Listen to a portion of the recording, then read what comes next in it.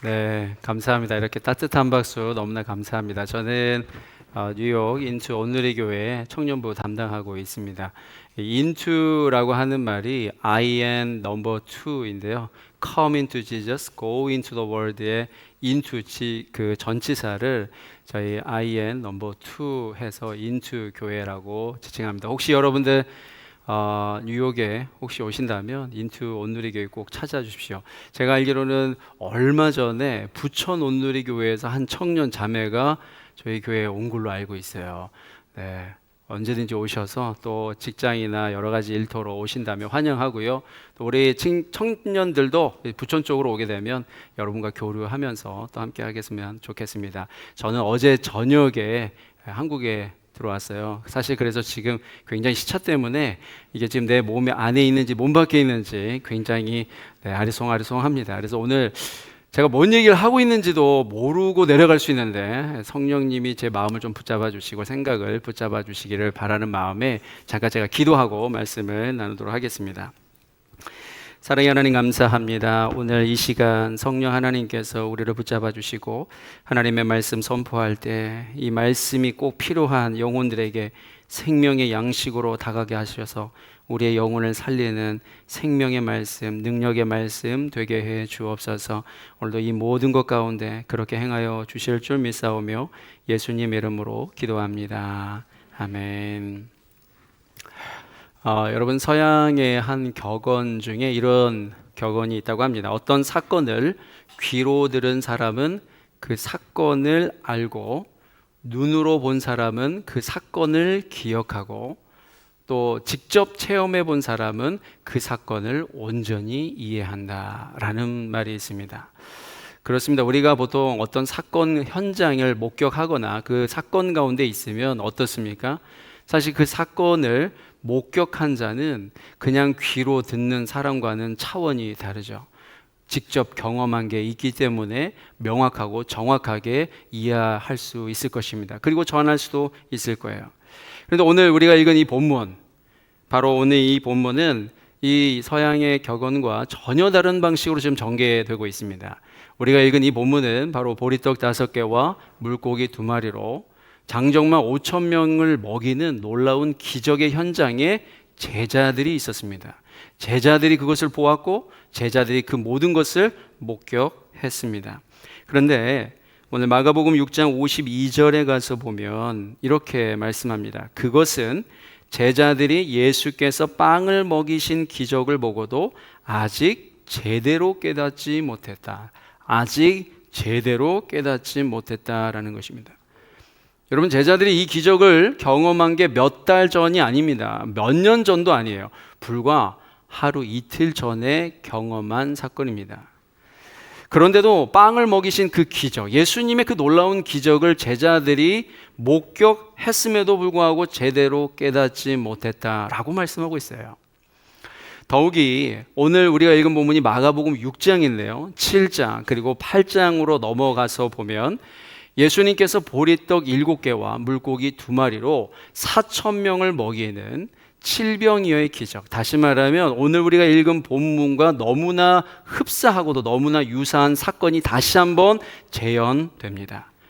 그런데 놀라운 사실이 뭐냐면 이 사건이 있은 지 얼마 되지 않아서 예수님이 또 제자들에게 하시는 말씀을 들어보십시오. 이렇게 말씀합니다. 마가복음 8장 21절 말씀에 너희가 아직도 깨닫지 못하느냐? 너희가 아직도 깨닫지 못하느냐? 여러분, 제자들이 기억상실증에 걸린 걸까요? 제자들이 치매에 걸린 걸까요? 아닙니다. 성경에 보아도 제자들이 그렇다고 성경은 기록하고 있지 않습니다. 예수님과 제자들의 대화 내용을 보면 더더욱 우리는 더 잘 알 수가 있습니다. 예수님이 제자들에게 이렇게 물어봅니다. 마가복음 8장 18절에서 19절 말씀 한번 볼게요. 너희가 눈이 있어도 보지 못하고 귀가 있어도 듣지 못하느냐? 기억하지 못하느냐? 내가 빵 5개를 5천 명에게 떼어 주었을 때 남은 조각을 몇 바구니나 거두었느냐? 예수님이 물으셨어요. 그때 제자들이 뭐라고 대답해요? 12바구니였습니다. 자, 예수님이 또다시 묻습니다. 그 다음 절 20절에 보니까 내가 빵 7개를 4,000명에게 떼어 주었을 때는 남은 조각을 몇 광줄이나 거두었느냐?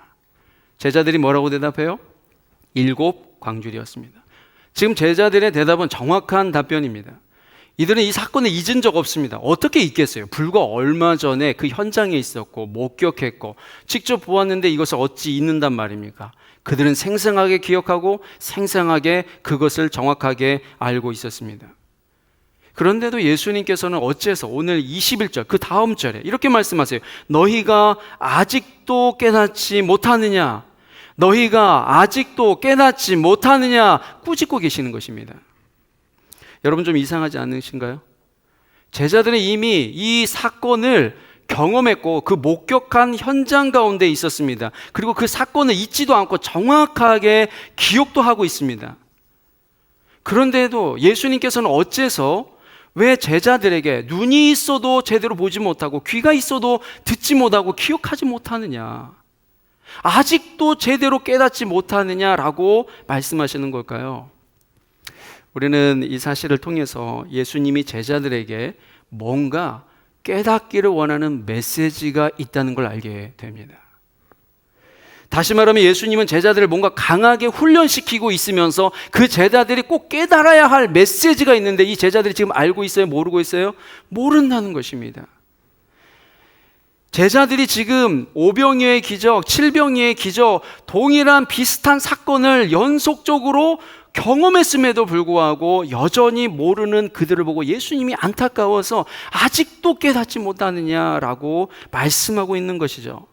따라서 오늘 우리는 예수님께서 광야에서 베푸신 이 기적을 통해 오고 오는 모든 주의 백성들이 정말 깨닫기를 원하셨던 그 예수님이 말씀하시는 그 메시지, 오늘 그 메시지가 무엇인지를 오늘 본문을 통해서 오늘 두 가지 함께 나누고자 합니다.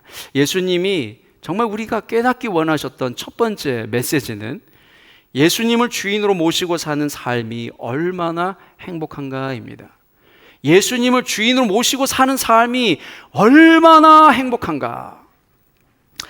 여러분, 인생의 행복은 어디에서 오는 것일까요? 인생의 행복은 어디에서 오는 것입니까? 인생의 행복은 오직 예수 그리스도 그분에게서 오는 줄 믿으시기 바랍니다. 오직 예수 그리스도 그분에게서 행복이 오는 것입니다. 다시 말하면 예수 없는 인생은 어떠한 행복도 어떠한 인생의 의미도 논할 수가 없는 것입니다. 이것을 우리가 명확하게 깨닫기 위해서는 오늘 우리가 읽은 이 본문 바로 앞에 헤롯 왕궁의 잔치를 우리 한번 살펴볼 필요가 있습니다. 여러분, 이 오병이어의 사건 바로 전에는 헤롯궁에서 일어난 잔치가 기록되어 있습니다. 여러분, 헤롯궁에서 이루어진 잔치가 어땠을지 한번 상상해 보십시오. 이 헤롯궁의 잔치는 인간들이 생각하기에, 그리고 사람들이 그렇게 추구하는 인생의 가장 행복하고 의미 있는 모든 것들이 다 갖추어져 있는 잔치입니다. 자, 헤롯궁의 왕궁에는 좋은 술이 있습니다. 잔치에는 또 술이 빠질 수가 없죠. 음악이 흐르고 있습니다. 굉장히 클래식한 음악들이 나오고 있습니다. 뿐만 아니라 이 아름다운 조명과 너무나 이쁜 공간들이 있습니다. 너무나 아름답게 지어진 그 넓은 광장과 같은 곳에서 사람들이 음미하고 있습니다. 뿐만 아니라 그 아름다운 그 공간 안에서 춤을 추는 무희들이 있습니다. 그리고 초대되어 온 게스트들은 세상에서 내놓으라 할 만큼 굉장한 학식이 높고 교양이 있는 VIP 고객들로 가득 차 있어요. 특별히 이 헤롯궁 잔치의 주인공이 누구인가? 바로 세상의 최고의 권력자인 헤롯 왕이 그 자리에 있습니다. 그 말은 결국 인생에 즐겁고 행복할 수 있는 모든 조건은 완벽하게 갖추어져 있다는 것이에요. 그러나 안타깝게도 너무나 즐겁게 시작한 이 향연의 클라이막스는 어떻게 마무리가 되는 줄 아십니까? 자, 마가복음 6장 27절과 28절 말씀입니다. 한번 같이 읽어볼까요? 함께 읽겠습니다. 시작. 그래서 왕은 곧 호위병을 보내 요한의 목을 베어 오라고 명령했습니다. 호위병은 가서 감옥에 있는 요한의 목을 베어 그 머리를 쟁반에 담아가지고 돌아와 소녀에게 주었습니다. 그 소녀는 그것을 자기 어머니에게 갖다 주었습니다. 여러분, 헤롯 왕궁의 그 화려한 잔치의 클라이막스에는 바로 세례 요한의 죽음이 있었습니다. 그리고 세례 요한이 목이 잘려서 쟁반 위에 올려짐으로 그 놀라운 기쁨의 잔치는 한순간에 두려움과 불안과 공포로 바뀌었죠. 여러분, 한마디로 즐거울 수 있는 모든 조건, 그리고 인생이 추구할 수 있는 행복의 모든 조건이 갖추어져 있음에도 불구하고 그 결과는 어때요?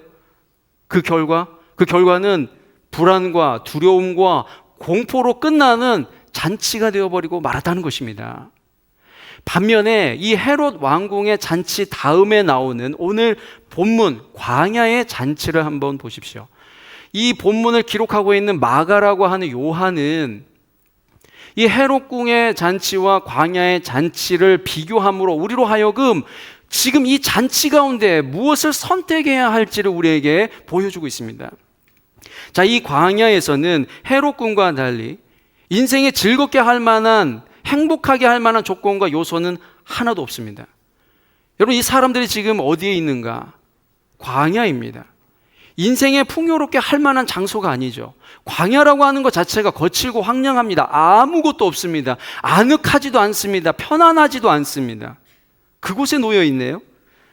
그렇다고 모여 있는 사람들이 괜찮은 사람들인가? 아닙니다. 여러분, 그 사람들이 장정만 5천 명이라고 한다고 했지만 그 사람들은 낮에 함께 모여 있다는 말은 지금 직장이 없는 거예요. 일터가 없는 것입니다. 한마디로 병들고 연약하고 소외되고 어디 곳에 가도 환영받지 못하는 그런 자들로 가득 차 있는 것입니다. 그리고 여기에 있는 음식은 어때요? 보리떡 5개와 물고기 2마리 뿐입니다. 음식이 없어요. 이것으로 그 장정만 5천 명이 되는 사람들을 어떻게 먹인단 말입니까? 여기에 음악이 있습니까? 여기에 술이 있습니까? 아니면 여기에 어떤 춤이 있습니까? 인생을 기쁘게 할 만한 요소와 행복을 추구할 만한 어떠한 조건도 아무것도 없단 말입니다. 그런데 놀라운 것은 무엇이냐면 오늘 이 메마른 광야 같은 곳에서 정말 아무것도 없지만 단지 보리떡 5개와 물고기 2마리만으로도 놀라운 잔치가 벌어지고 있다는 것이에요. 그리고 수많은 사람들은 이 오병이어의 사건을 통해서 인생의 진정한 의미와 행복을 여기에서 찾았습니다. 그리고 수많은 사람들이 이 사건을 잊지 못하고 있습니다. 그 사건이 얼마나 강력했냐면 마태복음, 마가복음, 누가복음, 요한복음에 다 기록되어 있고 2000년 전에 벌어졌던 그 역사가 오늘날 2000년 이후에도 저와 여러분들에게도 여전히 이 하나님의 말씀이 전해지고 있는 것입니다. 그러면 여러분, 진정한 인생의 기쁨이 어디 있단 말이에요? 헤롯 왕궁입니까? 아니면 광야입니까? 광야이죠. 그렇다면 인생을 즐겁게 할 만한 그 어느 것 하나 없는 광야임에도 불구하고 어떻게 그 광야, 그곳이 진정한 인생의 의미를 주고 참 기쁨을 줄 수 있는 잔치가 되었을까요? 그 이유는 딱 하나입니다. 비록 아무것도 없는 광야이지만 그 광야 속에 예수님이 주인 되어 주시고 예수님이 나와 함께 해 주셨다는 그 사실 하나 때문인 것입니다. 여러분, 우리의 인생 가운데 아무것도 없지만 그 인생의 광야 가운데 예수님 한 분 계시면 그것이 진정한 인생의 의미를 찾을 수 있고 진정한 인생의 기쁨을 찾을 수 있는 줄 믿으시기 바랍니다. 여러분, 이것이 굉장히 중요해요. 이 땅의 모든 사람들은 다 행복을 추구합니다. 행복을 원합니다. 여러분도 행복을 원하지 않는가요? 행복을 찾고 있지 않습니까? 우리는 그 모든 것의 행복을 찾기 위해서 도시로 올라오잖아요. 그러나 실상은 행복을 얻겠다고 오지만 결국 그 행복을 얻지 못한다는 것 또한 우리가 깨닫게 됩니다. 왜 그럴까요? 그것은 행복을 누릴 수 있는 능력이 우리 가운데는 없기 때문에 그렇습니다. 그런데도 사람들은 자꾸 행복할 수 있는 요소들을 끌어모으려고 합니다.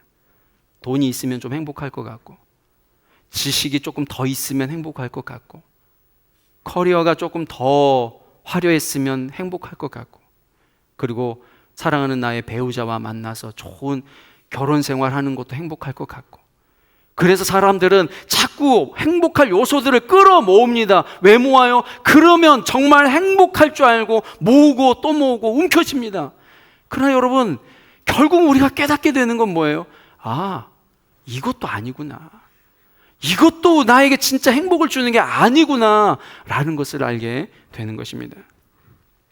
그런가 하면 때로는 우리의 인생이 지금 광야처럼 즐거운 요소 하나 없는 상태에 이르는 청년들이 있을 수 있습니다. 경제적인 문제가 해결되지 않아서 날마다 내일 어떻게 살지 고민할 청년이 있을 것이고, 또 어떤 청년은 이직을 놓고 기도하는데 이직이 되지 않는 상황에 놓여 있거나, 직장을 구하고 있는데 마켓이 좋지 않아서 정말 하나님의 부르심 따라 여기까지 왔는데 도대체 하나님 어떻게 하시려고, 왜 나에게는 그 길이 보여지지 않는지 막막한 상황에 놓여 있을 수도 있습니다. 또 어떤 사람들은 정말 하루하루가 너무 고통스럽고 외로워서 내일이 기대가 되지 않아서 차라리 오늘 그냥 이대로 끝났으면 좋겠다라고 하는 절망적 상황 가운데 있는 사람도 분명히 있을 거예요. 오랜 세월 동안 꿈을 이루기 위해서 열심히 노력하고 노력했지만 한순간에 내 꿈이 무너진 그 처절한 고통 앞에서 하루도 쉴 새 없이 눈물로 지새우며 살아가는 사람들도 있을 것입니다. 그러나 사랑하는 성도 여러분, 오늘 이 광야에서의 잔치를 여러분 결코 잊지 마십시오. 비록 저들은 세상에 소망이 다 끊어져 버리고 그래서 광야에 나올 수밖에 없었지만, 단 하나 그 인생 가운데 예수님이 나의 주인 되어주시고 그 예수님과 함께 동행했더니 광야에서 시작되었던 그 모든 것들이 광야로 끝나는 것이 아니라 잔치로 끝나고 있다는 것입니다. 여러분, 우리의 인생에 예수 그리스도 그분 한 분이 온전한 주인이 되어주시면 우리가 지금 비록 광야 가운데 시작한다 하더라도 광야로 끝나지 않습니다. 그곳에 놀라운 잔치가 있는 줄 믿습니다. 여러분, 여러분의 인생은 정말 예수님을 나의 구주로 믿고 그 예수님을 나의 왕 되심을 선포하며 그분의 모든 주권을 내어드리고 있습니까? 여러분, 정말 예수님을 나의 주인으로 크고 작은 일상에 모든 삶의 순간순간마다 예수님께 모든 결정권을 내어드리고 그분 앞에 모든 걸 맡기고 계십니까? 예수님께서는 제자들에게 정말 깨닫기 원하셨던 게 바로 이거였어요. 인생의 진짜 행복은 예수 그리스도를 주인으로 모실 때에만, 주님과 동행할 때에만 가능하다는 사실을요. 여러분, 어떻게 해서든 우리가 행복하기 위해 많은 것을 소유하기보다는 예수 그리스도와 동행하는 은혜가 있기를 바랍니다. 여러분, 우리는 뭔가 더 많이 얻어야만 행복한 줄 알지만 그것보다 더 중요한 건 정말 예수 그리스도가 나의 인생의 주인 되셔서 그분과 함께 동행하고 있는가 하는 점입니다. 예수 그리스도와 동행하는 저와 여러분이 되기를 주님의 이름으로 축원합니다. 그런가 하면 두 번째로 예수님이 정말 깨닫기 원하셨던 것은 예수님의 제자로서 사람들을 대하는 우리들의 자세는 어떠한가입니다. 여러분, 우리는 예수님의 제자이지요.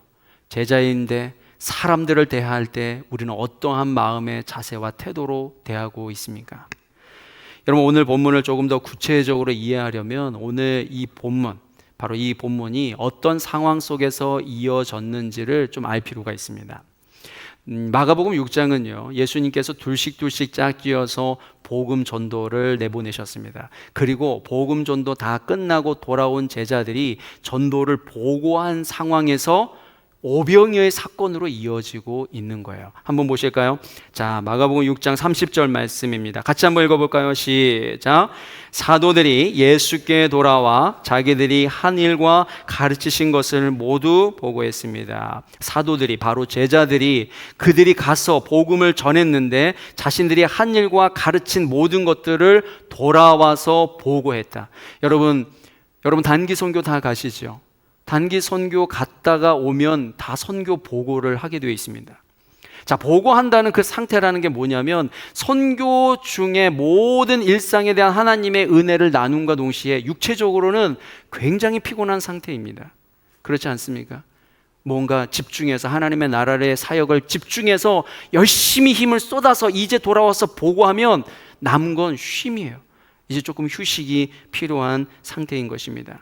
자, 그런데 지금 예수님께서 광야에 있다는 소문이 어떻게 들렸는지 장정만 5천 명, 다시 말하면 남녀노소 다 합히면 2만여 명이 되었다는 거예요. 2만여 명의 사람들이 갑자기 광야로 몰려오고 있다라는 것입니다. 여러분, 지금 제자들은 너무 지쳐서 이제 쉬려고 하는 상황인데 사람들이 2만여 명이 지금 광야로 몰려오고 있네요. 자, 그런 상황에서 제자들은 과연 어떤 마음을 그리고 어떤 생각을 가졌을까요? 여러분들이 만약 제자였다면, 그래서 전도 여행을 갔다 와서 보고하고 이제 좀 쉬려고 하는 상황에 2만여 명이 몰려왔다면 여러분들은 그 2만여 명을 바라보는 여러분의 생각, 마음은 어땠을까요?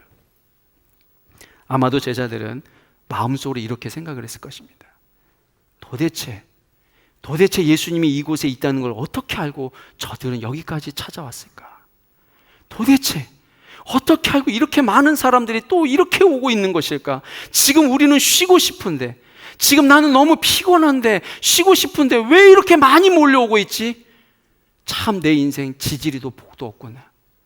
내 인생 참 불행하다, 불쌍하다 라고 생각했을 것입니다. 그러니까 처음부터 몰려오는 그 무리들을 향한 제자들의 마음은요, 들이 반가운 거 아니었어요. 반가운 마음으로 그들을 맞이하고 있는 게 아닌 것입니다. 그런데 이 수많은 사람들이 이제 저녁이 되었으면 집에 가야 되는데요, 집에 갈 생각조차 없어요. 여러분, 그러면 제자들의 마음은 더 어떨까요? 더 힘들어져요. 그러니까 제자들이 예수님께 이렇게 말합니다. 마태복음 14장 15절 말씀이에요. 같이 한번 읽어볼까요? 자, 시작. 저녁 때가 되자 제자들이 예수께 다가와서 말했습니다. 이곳은 외딴 곳이고 날이 이미 저물었습니다. 사람들을 보내 마을로 가서 각자 음식을 사 먹게 하시지요. 여기 보세요. 사람들을 보내 마을로 가서, 지금 사람들을 어디로 보내라고요? 마을로 보내라는 거예요. 그래서 어떻게 하라고요? 각자 음식을 각자 사 먹게 하십시다. 저들의 식사의 문제에 관해서 제자들은 자신이 관여하고 싶지 않으니까 빨리 보내고 싶은 거예요. 다시 말하면 저들의 고통의 문제, 저들의 아픔의 문제, 저들의 지금 갈급해하는 문제, 저들의 안타까운 그 상황을 관여하고 싶지 않은 거예요. 관심이 없습니다. 그런데 여러분, 예수님은요, 제자들과 너무나 달라요. 예수님이라고 피곤하지 않았을까요?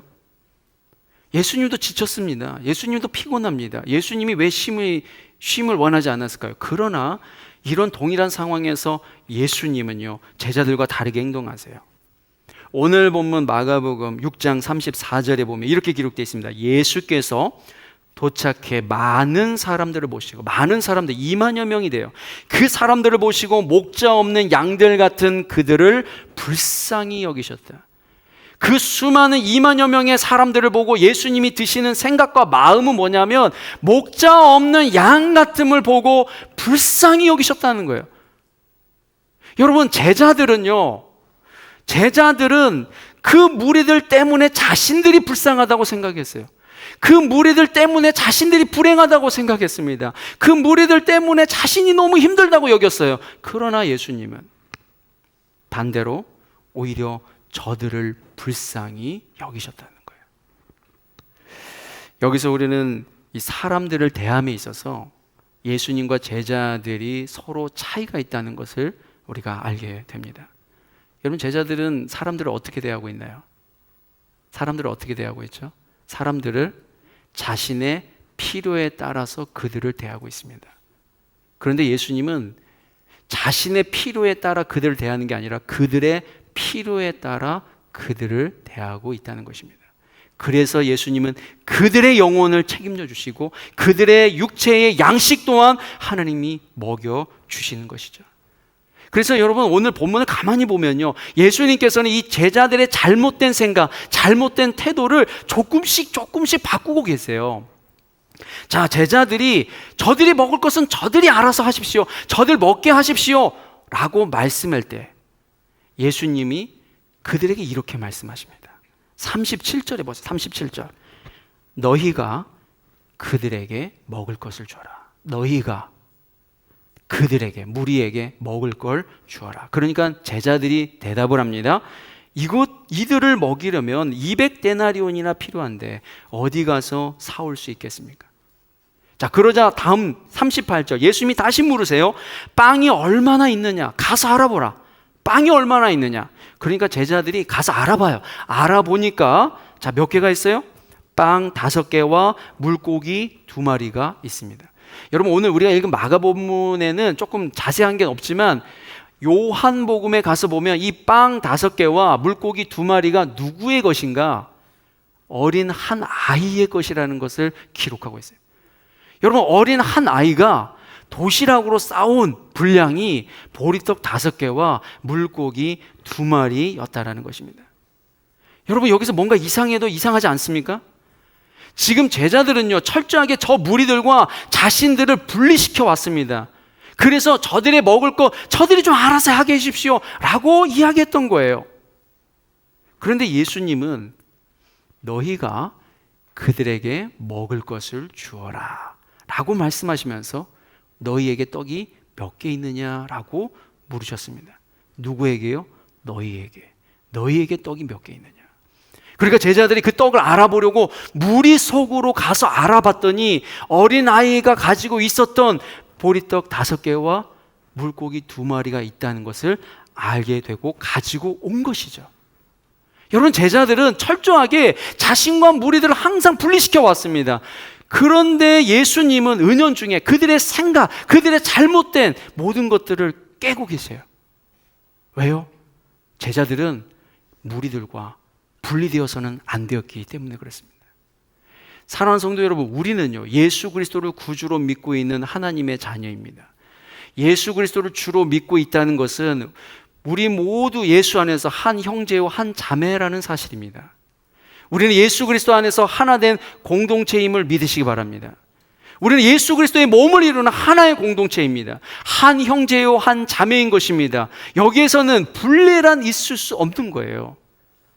그런 까닭에 이 공동체의 분리는 곧 하나님 앞에 큰 죄악입니다. 여러분, 하나님이 가장 싫어하는 게 뭘까요? 하나님이 싫어하는 것은요, 주님의 몸된 교회를 찢는 것입니다. 교회를 분열시키고 공동체를 분열시키는 것입니다. 왜요? 그분이 하나된 하나님이신데, 삼위일체 하나님도 연합으로 계시는데, 그래서 우리가 그 예수 그리스도 안에서 연합되기를 원하는데 분리되는 건 하나님 보시기에 죄악인 거예요. 공동체가 한 개인을 분리시키는 것도 악이지만 개인이 공동체를 분리시키는 것도 악인 것입니다. 그러니 여러분, 사랑하는 우리 드림 플러스 이 청년 공동체는 예수 그리스도 안에서 하나 된 공동체로 나아가시는 그런 은혜가 있기를 주님의 이름으로 축복합니다. 하나 되고 연합해야 된다는 것입니다. 예수님은 제자들이 정말 깨닫기 원했던 것이 바로 이거였다는 거예요. 왜냐하면 이 제자들은요, 그냥 예수님의 말씀을 듣고 끝나는 자가 아니라 이제 이후로 예수 그리스도의 복음을 증거해야 될 사명을 가진 자들이었기 때문에 그렇습니다. 복음을 전하는 사명자들이 이 편협한 생각을 가지고는요, 살아가면 안 되는 거예요. 여러분, 예수님께서 십자가에서 죽으시고 부활하시고 승천하실 때 제자들에게 하신 말씀이 있습니다. 오직 성령이 너희에게 임하시면 너희가 권능을 받고 예루살렘과 온 유대와 사마리아와 땅끝까지, 어디까지? 땅끝까지 이르러 내 증인이 되리라 하시니라. 여러분, 우리가 사는 이 지역을 넘어서서 복음을 증거해야, 땅끝까지 가서 복음을 전해야 할 사명이 우리 가운데 있어요.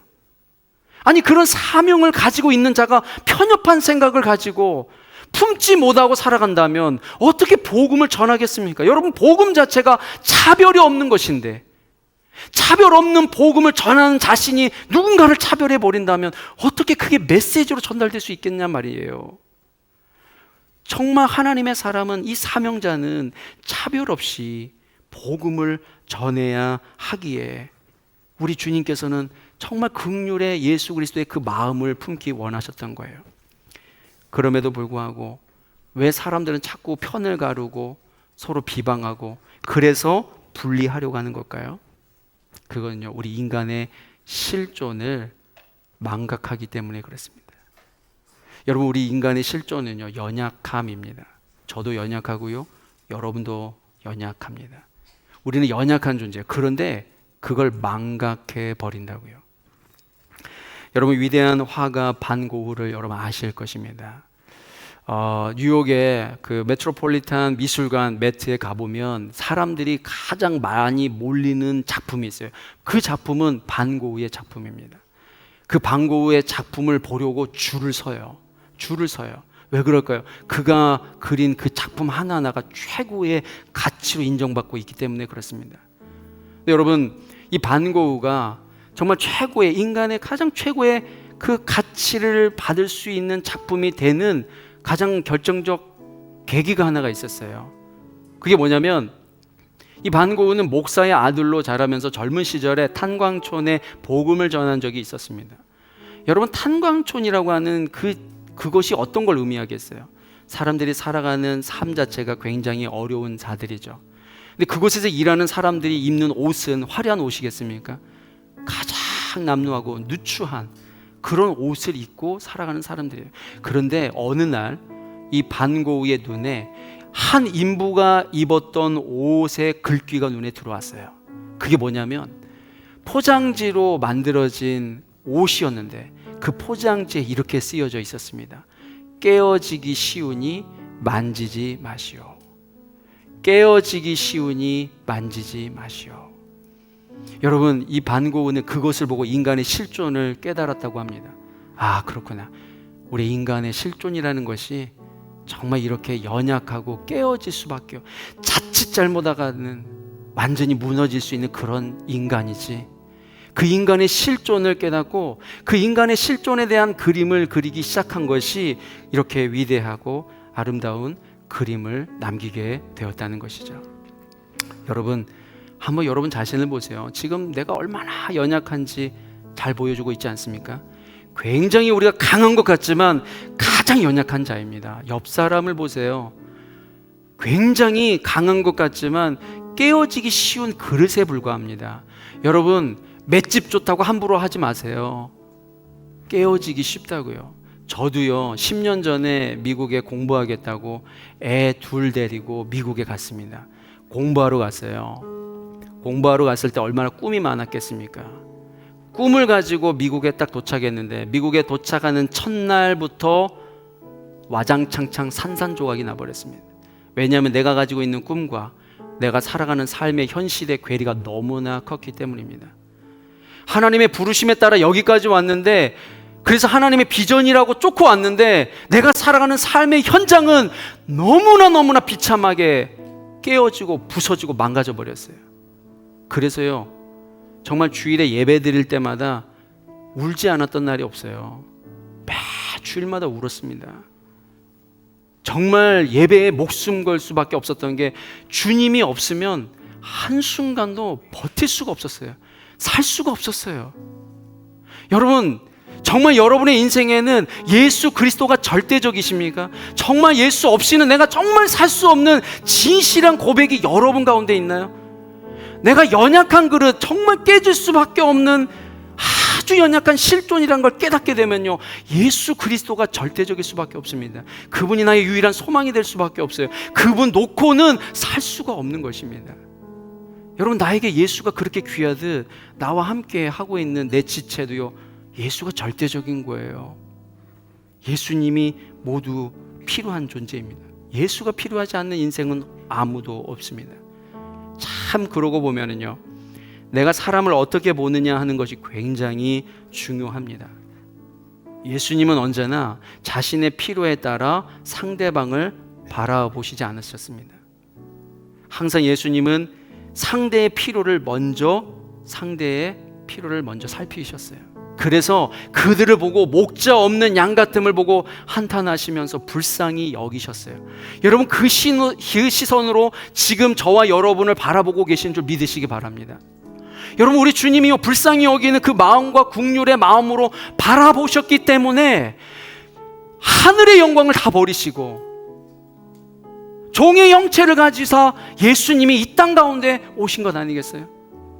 저와 여러분들을 바라보실 때 긍휼의 마음, 불쌍히 여기는 그 마음 하나 때문에 죄 없으신 예수님이 죄 많은 저와 여러분들 대신해서 십자가에 자신의 몸을 쫓기시고 물과 피를 다 쏟으신 것 아니십니까? 예수님께서 저와 여러분을 바라보실 때 긍휼의 마음, 불쌍히 여기는 그 마음 하나 때문에 모든 생명을, 자신의 생명을 다 여러분을 위해 거신 것 아닙니까? 그래서 하나님의 자녀 삼아 주신 거잖아요. 여러분, 그 예수님의 그 마음으로 지금 제자들에게 말씀합니다. 너희가 그들에게 먹을 것을 줘라. 정말 예수님이 제자들이 원하고 깨닫기 원했던 건 그들을 향한, 무리들을 향한 긍휼의 마음, 그 마음을 가지기 원하셨다는 거예요. 여러분, 우리 주님은요, 긍휼히 여기는 마음을 가진 자를 통해 일하십니다. 여러분, 우리가 가진 게 아무리 많아도 우리가 주님 앞에 긍휼의 마음이 없으면 하나님 사용하지 않습니다. 그러나 주님 앞에 긍휼의 마음 가지고 있다면 그걸 통해 일하세요. 여러분, 보리떡 5개와 물고기 2마리는 우리 손에 들려져 있을 때 그 아무것도 아니에요. 그걸로 뭘 행할 수 있습니까? 아니, 어른 한 명이 먹기에도 너무나 작은 분량인데 2만여 명을 어떻게 먹여요? 그러나 주님을 향한 긍휼의 마음을 가지고 이것이 비록 적지만 주님의 손에 올려드리면 그 주님께서는 놀라운 일을 행하세요. 2만여 명을 먹이시고도 12광주리가 남는 놀라운 기적의 역사가 일어나게 되는 것입니다. 우리 공동체 안에 예수 그리스도를 향한 긍휼의 마음으로 품고 섬겨보십시오. 이곳이 광야에 일어난 잔치가 벌어지게 될 것입니다. 여러분, 우리가 살아가는 인생길이 광야입니다. 너무 거칠고 너무나 황량하고 그래서 너무나 고통스러운 광야예요. 그래서 여러분의 인생의 그 광야길에 예수님이 나의 주인이 되어 주시고 계십니까? 그리고 예수님을 나의 주인으로 삼고 인정하고 살아가고 계십니까? 만약 내 삶이 거친 광야와 같지만 예수님이 내 인생의 주인이 되어 주시고 왕이 되어 주실 수만 있다면, 비록 세상의 조건으로 어떠한 것도 행복의 조건이 다 갖추어져 있지 않다 하더라도 예수님 한 분 나와 함께 계시는 그 하나 이유만으로 광야로 시작된 그 모든 것들이 광야로 마치는 것이 아니라 잔치로 끝나게 될 것입니다. 여러분, 우리의 인생길에, 광야 인생길에 어려움이 많아요. 그래서 주님이 늘 말씀하시는 거, 우리가 깨닫지도 못하는 어리석음, 미숙함이 우리에게 있을 수 있어요. 그러나 중요한 건요, 비록 그 하나님의 말씀을 다 깨달을 지혜가 우리 가운데 없지만 내 마음 가운데 예수님의 긍휼의 마음을 좀 품을 수만 있다면, 그래서 말씀대로 내가 살아가겠다는 결단만 우리 가운데 있다면, 우리 주님은 여러분들을 통해 이 모든 광야를 지나게 하셔서 장성한 믿음의 분량에 이르게 하시고 하나님의 선하신 뜻을 여러분을 통해 이루어 가 주실 것입니다. 사랑하는 성도 여러분, 어제보다 오늘 더 예수님을 사랑하기 원합니다. 오늘보다 내일 더 주님을 닮아가시기 바랍니다. 우리가 그러할 때 이 광야에서 이루어지는 잔치가 그저 성경의 스토리로 끝나는 게 아니라 지금도 여러분의 삶의 현장에 광야 같은 그곳에 예수님 함께 계시기에 잔치가 벌어질 것입니다. 잔치가 이루어져서 진정한 인생의 기쁨, 인생의 행복, 그것을 누리고 고백하게 될 것이에요. 그러한 드림플러스 청년 공동체가 되기를 주님의 이름으로 축원합니다. 우리 함께 이 시간 기도하며 나아가기 원합니다.